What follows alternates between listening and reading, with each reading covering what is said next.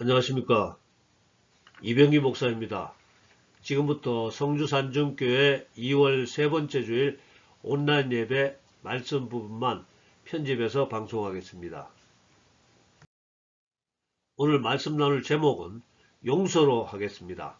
성경 말씀으로는 요한 1서 2장 9절에서 11절로 빛 가운데 있다 하면서 그 형제를 미워하는 자는 지금까지 어둠에 있는 자요. 그 형제를 사랑하는 자는 빛 가운데 거하여 자기 속에 거리낌이 없으나 그 형제를 미워하는 자는 어둠에 있고 또 어둠에 행하며 갈 곳을 알지 못하나니 이는 그 어둠이 그의 눈을 멀게 하였습니다. 아멘. 예수님은 우리에게 말씀하시길 교회 내에서 즉 예수 믿는다는 사람 중에서 예수 믿는다고 하는 사람 중에서 곡식과 가라지는 두 종류의 사람이 있다고 말씀하십니다. 마태복음 13장 24절에서 25절로 예수께서 그들 앞에 또 비유를 들어 이르시되 천국은 좋은 씨를 제 밭에 뿌린 사람과 같으니 사람들이 잘 때에 그 원수가 와서 곡식 가운데 가라지를 덧뿌리고 갔더니 하나님의 밭에는 곡식과 가라지가 함께 자라고 있다고 합니다. 가라지는 마귀가 몰래 뿌리고 갔다고 설명하고 있고요. 물론 추수 때가 되면은 가라지는 따로 뽑아서 태워버리겠죠. 근데 문제는 밭에서 자라는 가라지가 자기는 곡식인 줄 안다는 겁니다. 착각하고 있다는 말이죠. 즉 교회 안에는 마귀가 뿌린 마귀의 자식들이 함께 자라고 있다는 것인데요. 흥미로운 점은 그들도 자기들이 하나님의 자녀인 줄 안다는 겁니다. 자기 스스로를 속고 있다는 것이죠. 오늘 말씀은 자기 스스로 속고 있는 사람들에게 당신은 지금 가라지라고 알려주고 있습니다. 빛 가운데 있다 하면서 그 형제를 미워하는 자는 지금까지 어둠에 있는 자요. 즉 형제를 미워하고 있는 당신은 하나님의 자녀가 아니라고 정신 차리라고 이렇게 지적하고 있다는 겁니다. 오늘 본문 말씀의 핵심입니다. 용서라고 하면은 우리가 다른 사람들을 용서해야 된다는 부담을 느끼실 것 같은데요. 사실 우리를 힘들게 하는 또 과거에 우리를 힘들게 했던 사람들을 용서하는 것은 쉬운 거 아닙니다. 어렵습니다. 부담이 되죠. 그럼에도 불구하고 우리가 예수님을 믿는다면 결코 피해갈 수 없는 주제이기도 합니다. 예수님을 믿는다는 그 사실 자체가 우리로 하여금 용서라는 단어와 밀접한 관련이 있게 합니다. 우리가 예수님을 믿는다는 것은 복음, 즉 기쁜 소식을 믿는 것인데요. 그 기쁜 소식이라는 것이 우리 스스로 죄값을 치러야 하는 아주 큰 죄인이었는데 우리를 너무 사랑하시는 창조주 하느님께서 우리 죄를 용서하시기 위해서 인간의 몸을 가지고 이 땅에 오셨고 십자가상에서 우리의 모든 죄값을 우리 대신 다 치르시고 우리를 죄 없는 자로 만드셨다는 겁니다. 즉 예수님께서 우리 대신 고난당하심으로 우리의 모든 죄를 용서하셨다는 겁니다. 예수님의 이 이야기를 마태복음 18장을 통해서 이렇게 설명해 주고 있습니다. 여러분 다 잘 아시는 이야기죠. 만 달란트 빚진 자 이야기입니다. 임금이 자기 신하가 빚진 돈 만 달란트의 빚을 탕감해 주었는데요. 만 달란트는 한국 돈으로 6조 원 정도로 생각하면 되겠습니다. 6조 원을 탕감받은 것이 바로 복음이라는 겁니다. 굿뉴스, 좋은 소식이라는 거죠. 이야기는 계속됩니다. 만 달란트를 탕감받은 신하가 자기에게 100데나리온, 약 1000만 원 정도 된다고 합니다. 그 정도 빚진 자를 탕감해 주기는커녕 빚을 다 갚도록 감옥에 넣었다는 이야기입니다. 6조 원과 1000만 원, 엄청난 차이죠. 즉 우리가 하나님께 빚을 탕감받은 게 천문학적인 6조 원인데 내 돈 1000만 원 안 갚았다고 그 사람을 감옥에 넣었다는 이야기입니다. 그 일을 알게 된 임금이 그 신하를 잡아다가 야단을 치면서 마태복음 18장 34절에서 35절로 주인이 노하여 그 빚을 다 갚도록 그를 옥졸들에게 넘기니라. 너희가 각각 마음으로부터 형제를 용서하지 아니하면 나의 하늘 아버지께서도 너희에게 이와 같이 하시리라. 그러니까 우리가 하나님께 천문학적인 죗값을 탕감받았다면 나에게 그저 1,000만 원 정도의 잘못을 저지른 사람들은 용서하라는 말씀입니다. 우리 예수 믿는 사람들이 다른 사람들을 용서할 수 없는 한 가지 이유는 우리가 천문학적인 죗값을 탕감받았다는 사실을 인식하지 못하기 때문입니다. 제가 복음을 전하면서 많은 사람들하고 대화를 하게 되었습니다. 자칭 기독교인이라고 하면서 자기가 죄인이었던 것을 죄인인 것을 생각하지 못하는 사람들도 제법 있습니다. 자, 그런 분들은 성경적으로 보면은 성경에 나오는 바리새인으로 볼 수 있겠는데요. 예수님의 말씀입니다. 누가복음 18장 9절에서 13절로 또 자기를 의롭다고 믿고 다른 사람을 멸시하는 자들에게 이 비유로 말씀하시되 두 사람이 기도하러 성전에 올라가니 하나는 바리새인이요 하나는 세리라. 바리새인은 서서 따로 기도하여 이르되 하나님이여 나는 다른 사람들 곧 토색 불의 간음을 하는 자들과 같지 아니하고 이 세리와도 같지 아니함을 감사하나이다. 나는 일에 2번씩 금식하고 또 소득의 11조를 드리나이다 하고 세리는 멀리 서서 감히 눈을 들어 하늘을 쳐다보지도 못하고 다만 가슴을 치며 이르되 하나님이여 불쌍히 여기소서 나는 죄인이로소이다 하였느니라. 자, 이 말을 현대적인 감각으로 약간 편집하면은 바리새인은 이렇게 기도한다는 뜻입니다. 하나님, 저는 술, 담배, 여자를 멀리하며 매일 새벽 기도하고 11조, 건축원금, 감사원금도 하는 참 열심히 있는 모범적인 크리스찬입니다.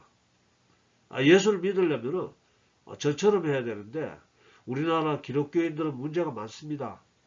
어떤 대형교회 목사는 여자 문제로 교회가 시끄럽고요. 또 어떤 목사는 교회를 자기 아들에게 세습한다고, 또 우리 교회 아무개 장로는 돈 문제로 또 시끄럽고요. 이렇게 해서 교인들이 세상 사람들로부터 손가락질 받고 있습니다. 하나님 참 걱정되는 시대입니다. 이렇게 기도하고 있다는 거죠. 예수님은 누가복음 18장 14절로 내가 너희에게 이르노니 이에 저 바리새인이 아니고 이 사람이 즉 세리가 의롭다 하심을 받고 그의 집으로 내려갔느니라. 무릇 자기를 높이는 자는 낮아지고 자기를 낮추는 자는 높아지리라 하시니라. 자, 이렇게 볼 때 아니 세상 사람들이 볼 때 모범적인 크리스찬보다는 비록 모범적이진 않지만은 또 세상 사람들 눈에 죄인처럼 보이더라도 자기 스스로를 죄인으로 생각하는 사람에게 하나님께서는 더 많은 은혜를 내려주신다는 이야기입니다. 하나님의 생각은 우리와 다르다는 것을 이해하시기 바랍니다. 사도 바울도 이렇게 고백합니다. 여러분, 나도 바리새인으로 참 괜찮은 종교인이었습니다.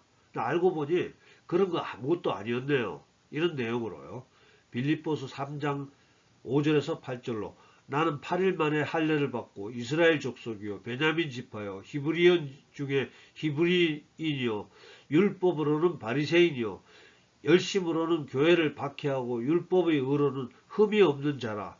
그러나 무엇이든지 내게 유익하던 것을 내가 그리스도를 위하여 다 해로 여길 뿐더러 또한 모든 것을 해로 여기면 내 주 그리스도를 예수를 아는 지식이 가장 고상하기 때문이라. 내가 그를 위하여 모든 것을 잃어버리고 배설물로 여기면 그리스도를 얻고, 즉 예수님을 아는 지식 말고는 율법과 계명을 지키는 것, 또 교회에 열심히 던 것, 이런 거는 중요한 게 아니다고 이렇게 말하고 있습니다. 우리가 아는 일반적인 생각하고는 좀 다르죠. 이렇게 볼 수 있습니다. 사도 바울은 예수님을 알아가면 알아갈수록 인간 기준의 의로운 행위가 얼마나 초라한 것이며 자신은 예수님을 도저히 닮을 수 없는 죄인 중에 최고 죄인임을 깨닫게 됩니다. 그러니까 우리는 무엇보다도 하나님을 잘 알아야 됩니다. 요한복음 17장 3절로 영생은 곧 유일하신 참 하나님과 그를 보내신 자 예수 그리스도를 아는 것이니이다. 영원한 생명은 착하게 사는 것이 아니고 교회 규칙을 잘 지키는 것이 아니고 또 헌금을 많이 하는 것도 아닙니다. 오직 예수님을 아는 것이라고 말씀하시는 겁니다. 호세아 6장 3절도 그러므로 우리가 여호와를 알자, 힘써 여호와를 알자 이렇게 이야기하고 있습니다. 하나님의 말씀을 묵상하면 점점 느껴지는 것이 하나님의 도덕 기준은 너무 높다는 것입니다. 어떻게 인간이 아무도 미워하지 않고 살 수 있고 또 어떻게 생각으로 또 마음속으로 가늠하지 않고 살 수 있다는 말인가요?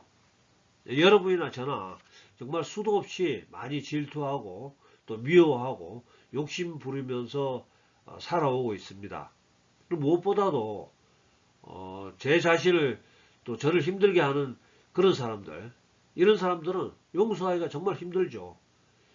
내가 얼마나 참고 인내하며 선하게 살려고 노력했는데 도대체 왜 나를 힘들게 한단 말입니까?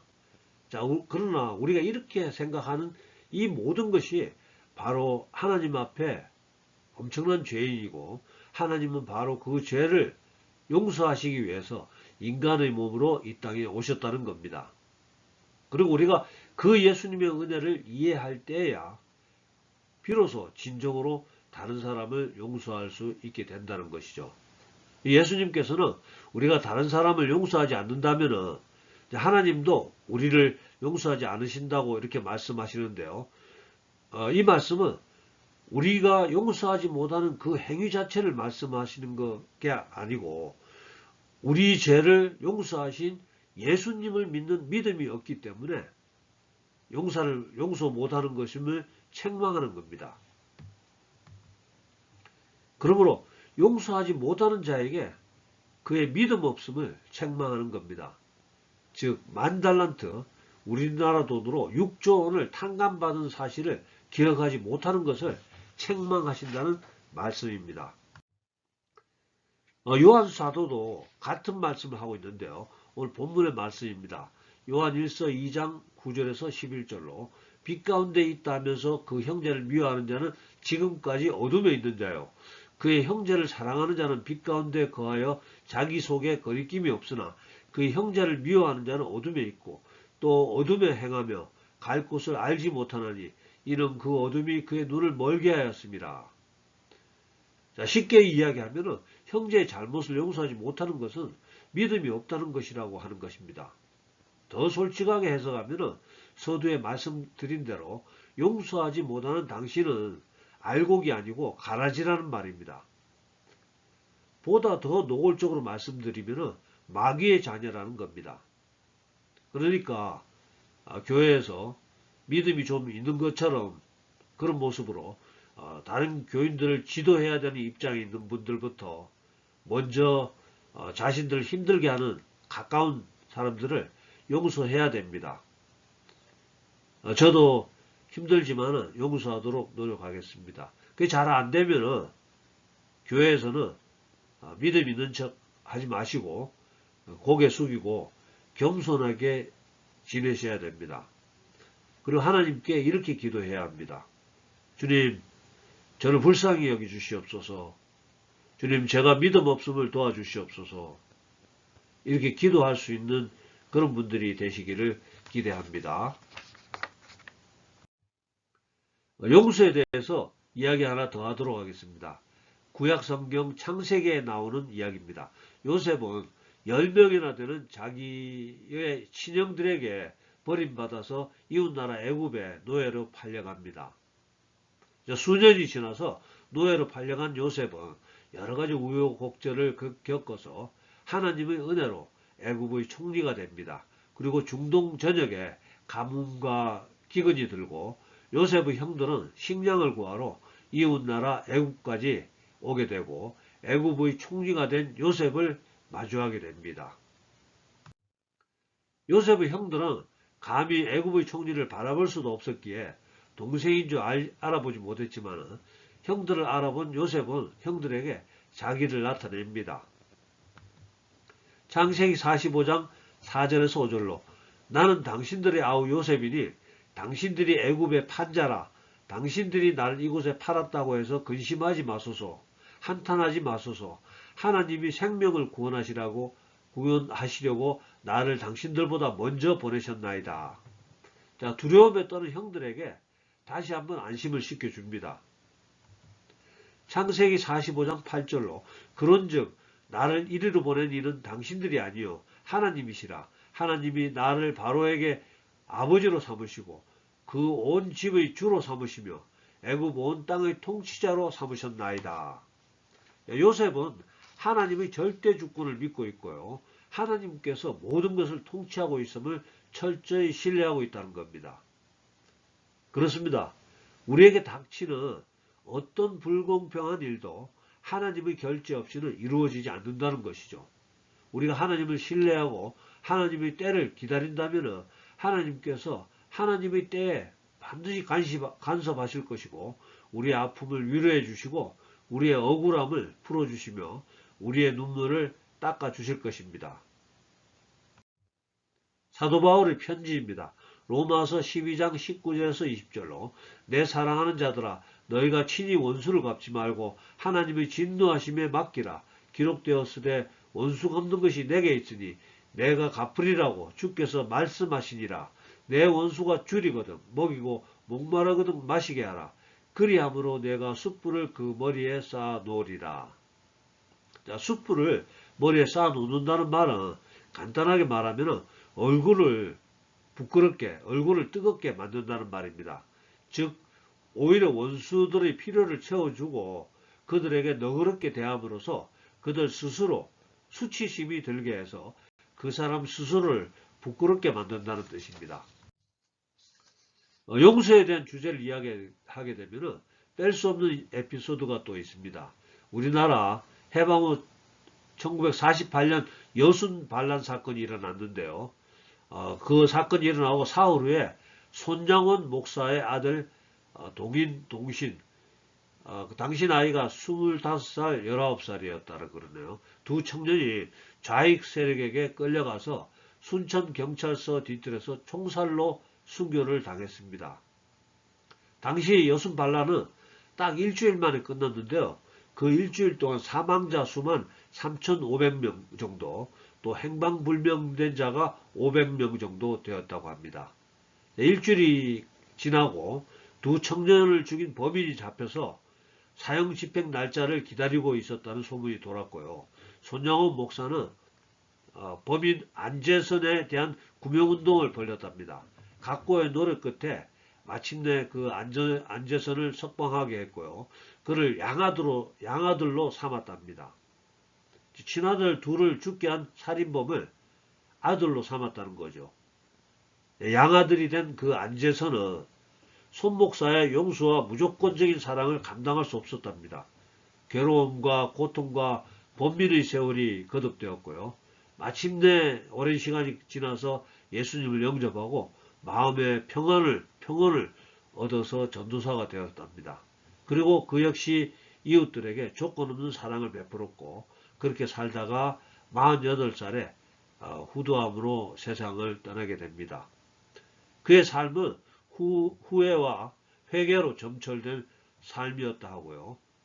이야기는 지어낸 이야기가 아닌 여순 반란 사건 시에 있었던 실화입니다. 말씀을 정리하면서 복습합니다. 오늘의 본문의 말씀이자 결론의 말씀입니다. 요한1서 2장 9절에서 11절로 빛 가운데 있다 하면서 그 형제를 미워하는 자는 지금까지 어둠에 있는 자요. 그의 형제를 사랑하는 자는 빛 가운데 거하여 자기 속에 거리낌이 없으나 그의 형제를 미워하는 자는 어둠에 있고 또 어둠에 행하며 갈 곳을 알지 못하나니 이는 그 어둠이 그의 눈을 멀게 하였습니다. 쉽게 이야기하면 예수님 믿는다고 하면서 형제의 잘못을 용서하지 않는 것은 믿음이 없다는 겁니다. 알곡이 아니라 가라지일지 모르고요. 또 마귀의 자녀일지도 모릅니다. 그러니까 교회에서 믿음이 좀 있을 것 같은 모습으로 다른 교인들을 지도해야 되는 입장에 있는 분들부터 먼저 자신들을 힘들게 하는 모든 가까운 사람들을 좀 용서해야 됩니다. 저도 용서하도록 노력하겠습니다. 교인들은 교회의 지도자들의 삶을 보고 따라합니다. 우리 교인들 중에서 손정은 목사 같은 분들이 많이 나오는 그런 한국교회가 될 수 있기를 기대하고요. 또 하나님께 기도하기를 주님 우리를 불쌍히 여겨 주시옵소서. 주님 우리의 믿음 없는 것을 도와주시옵소서. 주님 나를 괴롭혔던 그 사람을 용서해 줄 수 있는 너그러운 마음이 되게 하여 주시옵소서. 이렇게 기도하는 우리 모두가 되시기를 예수님 이름으로 축복합니다. 사랑과 은혜가 풍성하신 아버지 하나님, 오늘도 사랑하시는 주의 자녀들 택해 주시고 불러주시고 또 함께 예배 드릴 수 있음을 감사드립니다. 오늘은 우리가 알곡인지 가라지인지 생각해 보는 시간을 갖게 되었습니다. 주님, 우리가 어떻게 우리를 괴롭혔던 자들 용서할 수 있겠습니까? 주님, 우리가 어떻게 우리 얼굴에 침 뱉는 자를 용서할 수 있겠습니까? 주님, 우리 힘으로 불가능합니다. 우리를 도와주시옵소서. 은혜를 내려주시옵소서. 성령으로 기름 부어 주시옵소서. 용서할 수 있는 너그러운 마음 허락하여 주시옵소서. 하나님 은혜를 기억하는 사람들이 되게 하여 주시옵소서. 창조주 하느님께서 친히 인간의 몸으로 이 땅에 오사 고난 받으시고 십자가에서 피 흘리심으로 예수님이 그 크신 은혜로 우리가 용서받았음이 기억나게 해 주시옵소서. 사랑하는 가족들 용서할 수 있게 해 주시옵시고 가까운 형제 자매 친지들 용서할 수 있게 해 주시옵시고 우리 믿음의 형제 자매들 용서할 수 있게 해 주시옵소서. 우리들도 구약 성경의 요셉처럼 우리가 겪게 되는 이 모든 억울한 일들이 하나님의 다스림 하에 있었던 것을 깨닫게 하사 잘 이겨낼 수 있도록 축복하여 주시옵소서. 지금은 우리 구주 예수님의 은혜와 아버지 하나님의 극진하신 사랑과 성령님의 감동, 감화, 교통하심이 오늘 예배에 참석한 우리 모두에게 또 우리들의 가정과 일터와 섬기는 교회 위에 지금부터 영원토록 함께하여 주시옵기를 간절히 축원하옵나이다. 아멘. 예, 감사합니다. 할렐루야. 다음 주에 뵙겠습니다.